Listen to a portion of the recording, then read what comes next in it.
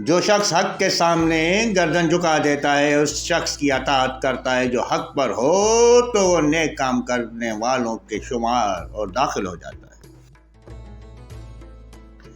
جو شخص گہری نظر سے دیکھتا ہے وہ حق سے منحرف نہیں ہوتا۔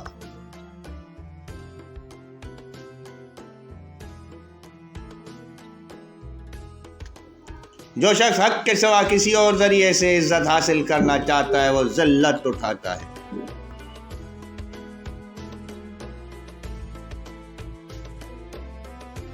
جو شخص حق کے فریب اور اس کے ساتھ متصل نہ ہو وہ باطل سے کس طرح دور اور جدا ہو سکتا ہے۔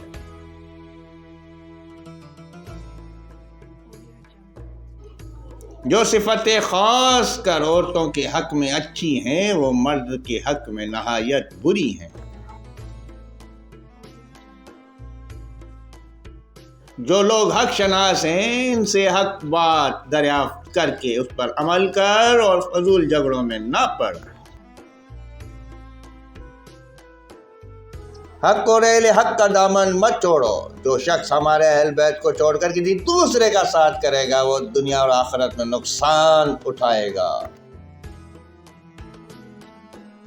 حق اور باطل دونوں اکٹھے نہیں ہوتے، سختی اور نرمی دونوں باہم نہیں ہوتے۔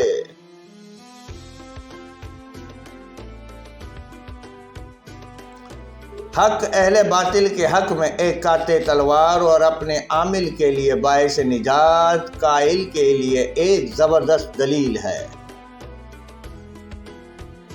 حق ایک روشن چیز ہے جو لوگوں کی رعایت سے پاک ہے۔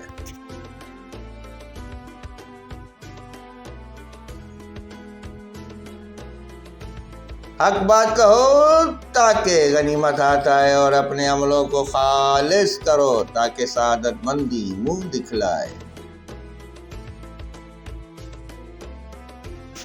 حق بہترین راستہ اور علم اچھا رہنما ہے۔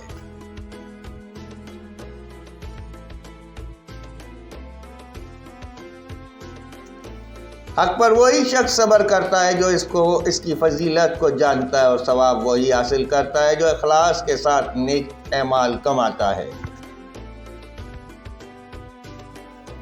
حق پیروی کرنے کے لائق ہے اور سود مند واعظ وہ ہے جو لوگوں کو برے کاموں سے روک دے۔